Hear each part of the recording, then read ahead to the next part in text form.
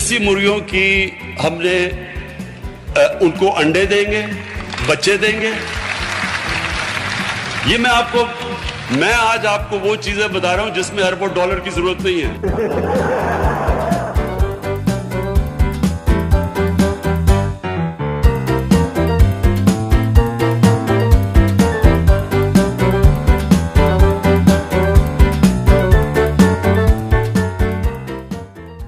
जो पाकिस्तान को बेहतर करना है ना, ये टेक्निकलिटी से नहीं होना।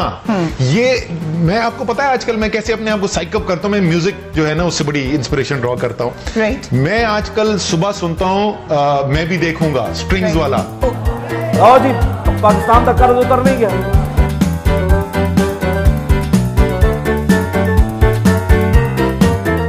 यहाँ पे तब्दीली की बात हो रही है और आप चाह रहे हैं कि जो 71 साल के फॉर्मूले हैं उसी के मुताबिक चलते रहें।